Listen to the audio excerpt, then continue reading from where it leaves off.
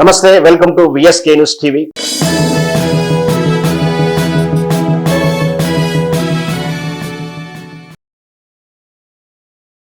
పుష్ప 2 ఇది ఫైర్ కాదు, wild fire అన్నారు. కానీ నిజంగా అంతకు మించినట్టు వైల్డ్ కనిపిస్తూ ఉంది. పుష్ప 2 రిలీజ్ సందర్భంగా సంధ్యా థియేటర్ వద్ద జరిగిన తొక్కిసలాట, ఒకరి మరణం, ఇంతవరకు యాక్సిడెంటల్గా జరిగినటువంటి పరిణామ క్రమాలు. అయితే ఆ తర్వాతనే ఇది ఒక పకడ్బందీ వ్యూహంతో రాజకీయ కోణంలోకి మలచబడిందా అంటే అవుననే సమాధానం వస్తూ ఉంది. ఒక మహిళ మరణానికి తొక్కిసలాట కారణమైనటువంటి సంధ్యా థియేటర్ కానీ, పుష్ప 2 టెక్నికల్ టీమ్ కానీ, లేదా హీరో అల్లు అర్జున్ మీద కానీ కేసు పెట్టడం జరిగింది. కేసు తర్వాత వరుస క్రమంలో అరెస్టులు అవుతున్నాయి. ఇదంతా కూడా చట్టం తన పని తాను చేసుకుంటూ వెళుతుంది. అయితే దీన్ని ఆసరగా వాడుకోవాలని చూసుకుంటున్నటువంటి రాజకీయ నాయకుల స్వార్థం వల్ల ఇది చిలికి గాలివానగా మారాయి. చివరకు తెలంగాణ అస్తిత్వం మీద దెబ్బకట్టేటువంటి పరిస్థితులు వచ్చాయా అనే అనుమానాలు వస్తూ ఉన్నాయి. రేవంత్ రెడ్డి వర్సెస్ అల్లు అర్జునే అని చూసినటువంటి ఈ సమస్య కాస్త ఇప్పుడు తెలంగాణ వర్సెస్ ఆంధ్రానా, తెలంగాణ వర్సెస్ రేవంత్ రెడ్డా, తెలంగాణ వర్సెస్ సినిమా పరిశ్రమ మాదిరిగా మారిపోయింది. వాస్తవాలు మనం పరిశీలించుకుంటే ఫస్ట్ అల్లు అర్జున్ జరిగిన సంఘటనలో తప్పిదాలు ఉన్నాయి. ఆ తర్వాత ఆయన బిహేవియర్లో కానీ, ఆయన ప్రవర్తనలో కానీ చట్టాన్ని అతిక్రమించారని కానీ, తానులో ప్రాయశ్చిత్తం కనపడతలేదన్నటువంటి విమర్శలు వస్తూ ఉన్నాయి. ఇది విమర్శల కోణంలో. అలాగే రేవంత్ రెడ్డి వైపు నుంచి కూడా విమర్శలు ఉన్నాయి. దీన్ని పబ్లిసిటీకి వాడుకోవడానికి మీరెవరో 2,000 కోట్ల రూపాయల బిజినెస్ నేనుండగా నాకు ఏ సంబంధం లేకుండా మీరు 2,000 కోట్లు వసూలు చేసుకుని వెళ్ళిపోతే నేను ఎందుకున్నాను ఇక్కడ, నా పర్సంటేజ్ లేదా అంటూ, అందుకే రేవంత్ రెడ్డి వీళ్ళని టార్గెట్ చేశారని ఒక వర్గం వాదిస్తూ ఉంది. బహిరంగ సభలో నా పేరు మర్చిపోయి నన్ను అవమానిస్తావా, అయితే చూడు నిద్దట్లో కూడా నా పేరు తలుచుకునేలా చేస్తానని రేవంత్ రెడ్డి అన్నాడని అనుకుంటున్నాడని అనే ఒక విమర్శ ఉంది. అసలు ఇవేమీ కావు. తెలంగాణను భ్రష్టు పట్టించి, తెలంగాణని నాశనం పట్టించేసి, తెలంగాణ అల్లోకల్లోతం చేసేసి, ఇక్కడ పంటలు ఎండిపోయేలా చేయాలి, ఇక్కడ కరెంటు ప్రాబ్లం చేయాలి, రైతులు దుఃఖించాలి, ఈ తెలంగాణలో ఎవరు ఉండకూడదు, వలసలు మళ్ళీ వలస వెళ్ళాలి, ఇక్కడ స్థిరంగా ఉన్న రియల్ ఎస్టేట్ వ్యాపారాన్ని దెబ్బకొట్టాలి, ఇంకొకటి ఇక్కడ సినీ పరిశ్రమ తరలి వెళ్ళిపోవాలి, ఆంధ్రప్రదేశ్కి వెళ్ళాలి, ఆంధ్రప్రదేశ్కి వెళ్ళడానికి ప్రత్యామ్నాయంగా పొగ పెట్టాలి, అందుకే రేవంత్ రెడ్డి ఈ విధంగా చేస్తున్నాడని ఒక రాజకీయ పార్టీ ఆరోపిస్తూ ఉంది. మరి ఏది నిజం దీంట్లో అనేది ఒకసారి పరిశీలిద్దాం. నిజంగా ఇది ఒక మహిళ మరణించడం కానీ, ఆ తొక్కిసలాట కానీ, పోలీసుల వైఫల్యం కానీ, లేదా పుష్ప టీం లేదా సంధ్యా థియేటర్ వైఫల్యం కానీ ఉన్నాయి. పూర్తిగా అందరి వైఫల్యాలు ఉన్నాయి. అయితే ఇవన్నీ కూడా యాదృచ్ఛికంగా, యాక్సిడెంటల్గా ఒకదాని తర్వాత ఒక క్రమంగా జరిగింది. సహజంగా నష్టం జరిగినప్పుడు చట్టాలు తీరు, న్యాయ వ్యవస్థ తీరు ఏం చెప్తుందో ఒకసారి పరిశీలిస్తే, అంటే మనం ప్రమేయం లేకుండా ఒకరు చనిపోయినా, ఒకరు నష్టపడ్డా, ఒకరి మనోభావాలు దెబ్బతిన్నా, నష్టం అని జరిగినప్పుడు దానికి కారణం ఫలానా వ్యక్తే, ఫలానానే అయినా కాకుండా ఇష్యూలో ప్రమేయం ఉన్నటువంటి వాళ్ళను బాధ్యులు చేస్తూ ఉంది. నష్టపోయారు కాబట్టి మీరు బాధ్యత వహించాల్సి ఉంటుంది. అంటే ఇక్కడ పనిష్మెంట్ తీరులో వ్యత్యాసం ఉంటుంది. అంటే ఈ నష్టం చనిపోయింది కేవలం అల్లు అర్జున్ అంటే పుష్ప టీం వల్లనే చనిపోయారు, పుష్పనే ప్లాన్ చేసింది అన్నప్పుడు శిక్ష తీవ్రత ఎక్కువగా ఉంటుంది. కానీ ఆ చనిపోవడానికి ఈయనకేం సంబంధం లేదని ఆల్రెడీ కోర్టులు వాదిస్తూ ఉన్నారు. ఆమె పుష్ప హీరో ఉన్నటువంటి క్యాబిన్ వేరు, ఆమె చనిపోయినటువంటి క్యాబిన్ వేరు, దానికి ఈయనకు బాధ్యుడు కాదు అని స్పష్టంగా చెప్పబడుతుంది. అంటే ఇక్కడ ప్రత్యక్షంగానో పరోక్షంగానో బాధ్యుడని చేస్తుంది. లేదా డీమ్డ్ అంటాం. అంటే ఏంటంటే పూర్తిగా మనం ఇలా అని చెప్పలేక నిరూపించలేకపోయినా ఆడ సర్కమటెస్ట్ ఉండదు కాబట్టి ఇంతో అంత బాధ్యులు చేస్తూ పనిష్మెంట్ విషయంలో లిబరల్గా ఉండడం కానీ, జరిమానా విధించడం కానీ, అంటే ఆ కుటుంబానికి 1,00,000 రూపాయలు 2 లక్షలు ఇవ్వడము, లేదంటే నువ్వు పలానా పని చేసి సామాజిక సేవ చేసి పాపను కడుక్కోండి అంటూ కూడా తీర్పులు వచ్చే అవకాశం ఉంటాయి ఇట్లాంటి సందర్భంలో. అలాగే ఏం జరిగినా పోలీసులు ముందుగా అంచనా వేయలేకపోవడం, పోలీసులు నిలవరించలేకపోవడం, పర్మిషన్ లేకుండా అంతమంది జామ్ అవుతున్న విషయాన్ని కనిపెట్టలేకపోవడం, అంతమంది వచ్చిన విషయాన్ని కనిపెట్టినా కూడా అల్లు అర్జున్ నిలవరించకపోవడం అనేది పోలీసుల వైఫల్యంగానే చూడాలి. మరి అట్లాంటప్పుడు వాళ్ళ మీద కూడా చర్య తీసుకోవాలి.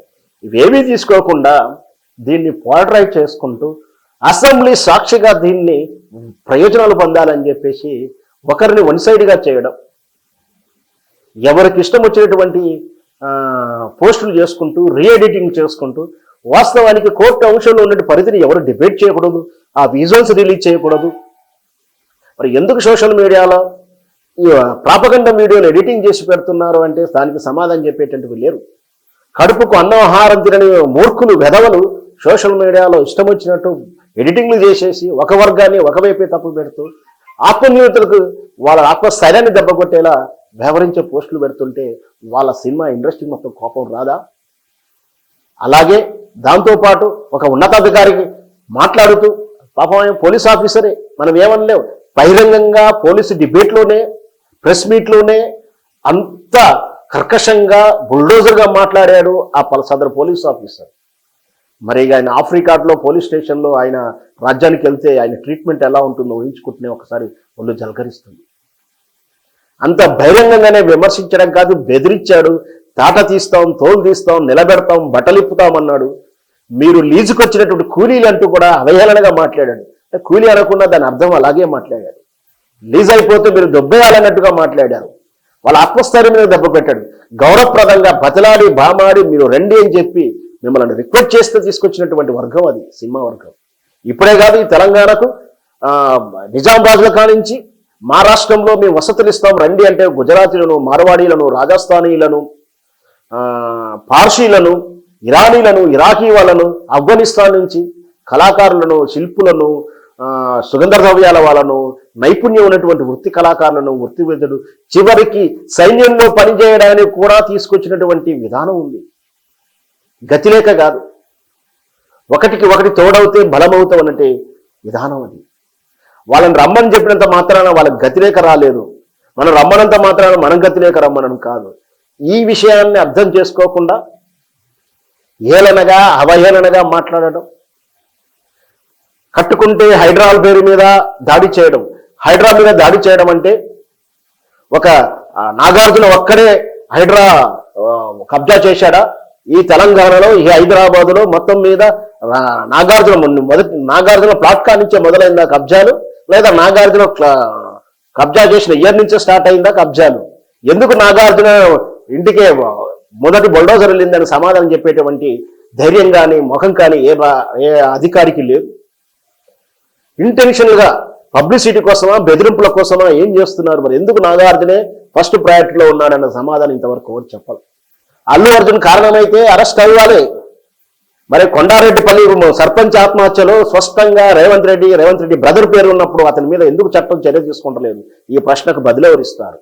ఈ తెలంగాణ అల్లకల్లిత ప్రాంతంగా ఒకవైపు లగిచర్ల, ఈ రాష్ట్రంలో గత కాలం నుంచి లేనటువంటి 144 సెక్షన్, రియల్ ఎస్టేట్ పడిపోవడం, సినీ పరిశ్రమలు వ్యక్తిగతంగా పర్సనల్గా టార్గెట్ చేసుకొని కుటుంబ విడాకులకు కూడా రాజకీయ రంగు పులిపినటువంటి నీచ సంస్కృతి ఉన్నటువంటి హీనమైనటువంటి మంత్రులను చూస్తున్నాం. ఇవి చాలదా తెలంగాణ ప్రాంతం ఇంత భయంకరంగా ఉందని చెప్పుకోవడానికి? అందుకే సినీ పరిశ్రమ ఇక్కడి నుంచి వెళ్ళాలనే ఆలోచన పుట్టించాడు. వెళ్ళడానికి వారు మానసికంగా సిద్ధమయ్యారు. వాళ్ళు అందుకు ప్రయత్నం చేస్తున్నారు. ఒక నియంత, ఒక మూర్ఖుడు, ఒక అవివేకికి ఉన్నత పదవులు వస్తే ఎలా ఉంటుందో ఇప్పుడు స్పష్టంగా చూస్తూ ఉన్నాం. ఒక స్వార్థపరుడు. మా ఊర్లో ఒక సామెత చెప్తుంటారు, కష్టపడి బంగారు పనులు కష్టపడి సంపాదిస్తే పాసు పనులలో వచ్చి ఖర్చు పెడతారని. తెలంగాణ ఇంత అభివృద్ధి చెందిన తర్వాత మళ్ళీ వెనకకి ఎందుకు వేస్తుందో ఆలోచించుకోవాలి.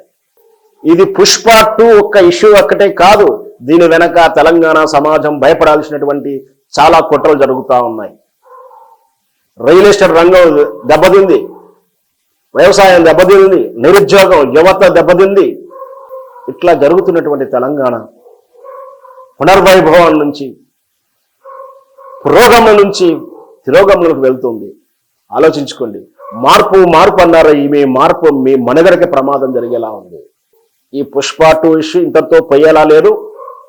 ఇది తెలంగాణ రాష్ట్ర అనిశ్చిత పరిస్థితులను ప్రశ్నార్థకం మార్చేలా ఉంది.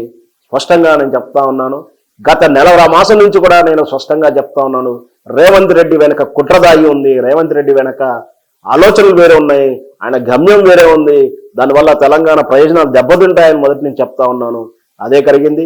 ఒకవేళ ఇట్లాగే తెలంగాణ అస్తిత్వం వైపు మళ్ళీ ప్రశ్నార్థకమైతే, తెలంగాణ మనడకు ప్రశ్నార్థకమైతే, తెలంగాణ బ్రాండ్ ఇమేజ్కి ఇబ్బంది అవుతే, తెలంగాణ బ్రాండ్ ఇమేజ్కి ఇబ్బంది వస్తే మళ్ళీ మళ్ళీ మళ్ళీ మరో తెలంగాణ ఉద్యమం చేయడానికి తెలంగాణ సమాజం సిద్ధంగా ఉంది.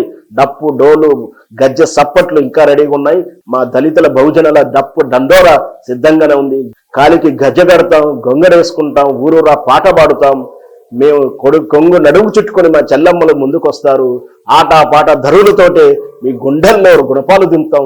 ఉద్యమం చేయడానికి మా విద్యార్థి సంఘాలు, సకల సన్నులు, మళ్ళీ కులవృత్తుల వాళ్ళు అందరూ సిద్ధంగా ఉన్నారు. ఖబర్దార్ తెలంగాణ ఉనికికి ఎవరైనా అడ్డం వస్తే, తెలంగాణ బ్రాండ్ ఇమేజ్ తీసుకొస్తే, తెలంగాణ ఇతరుడైతే తెలంగాణ అవతల దాకా తరుముతాం. తెలంగాణ ఎవడైతే ఇక్కడే పాత్ర పెట్టమని కాళోజీ మాటలను మేము విశ్వసిస్తాం. ఖబర్దార్ తెలంగాణ మీ రాజకీయాలు మీరు ఎలాగైనా చేసుకోండి, మీ పదవులు కాపాడుకోండి. మీరు 300 తరాలు 30 తరాలు 3 తరాలు సంపాదించుకోండి, అభ్యంతరం లేదు. కానీ తెలంగాణ అస్తిత్వానికి, తెలంగాణ ప్రయోజనానికి, తెలంగాణ కీర్తికి, తెలంగాణ యశస్సుకు, తెలంగాణ ప్రయోజనాలకి నష్టవాలిత మాత్రం ఖబర్దార్. ఏ రాజకీయ నాయకునా, అది బీఆర్ఎస్ అయినా, కాంగ్రెస్ అయినా, రేవంత్ రెడ్డి అయినా, ఏ రెడ్డి అయినా, ఇంకొక రెడ్డి అయినా, తెలంగాణ ప్రయోజనాలే మా ముఖ్యం. మా తెలంగాణ ఉద్యమీరులు ఇంకా సిద్ధంగా ఉన్నాం. ఇంకా ఉద్యమ స్ఫూర్తి మర్చిపోలేదు. మీరు మర్చిపోయారో? తెలంగాణ ఉద్యమం మాకు ఇంకా కను రెప్పల మధ్యలోనే ఉంది. మా పేడి సస్తాలో గౌరవెచ్చని ఇంకా తెలంగాణ ఉద్యమ ఆ వాసన ఇంకా మా చేతుల్లోనే ఉంది. మేము మర్చిపోలేదు. మేము అదే ధైర్యం ఉన్నాం. ఆ రోజు బ్రిటిష్ సైన్యాన్ని కానీ, ఆ రోజు నిజాం రాజులను కానీ, నిన్నటి ఆంధ్ర పెట్టుబడిదారులని కూడా భయపడకుండా ఎదిరించినటువంటి ధీరం మాకుంది. మీరెంత తెలంగాణ స్వార్థ ప్రయోజనాలు పనిచేసినటువంటి నికృష్టులు మిమ్మల్ని ఓడించడం 5 నిమిషాల పని. ఖబర్దార్ తెలంగాణ ద్రోహులారా.